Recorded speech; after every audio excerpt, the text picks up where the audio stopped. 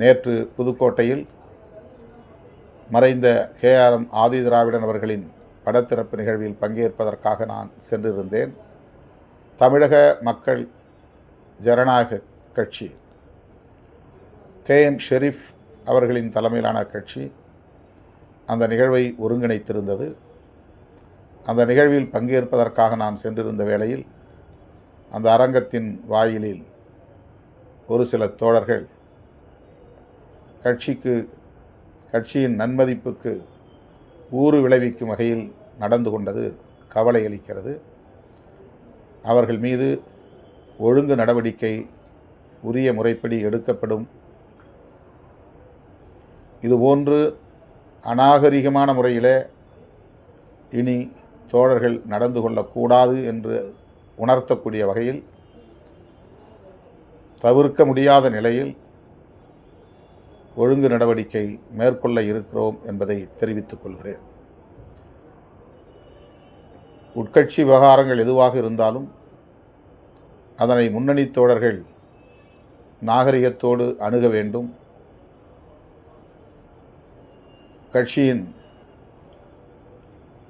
அதற்கான அவைகளில் விவாதிக்க வேண்டும்.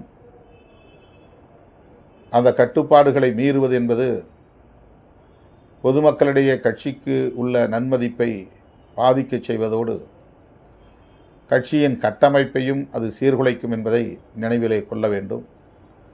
எனவே அவர்கள் மீது ஒழுங்கு நடவடிக்கை தவிர்க்க முடியாததாக அமைகிறது என்பதை பதிவு செய்கிறேன்.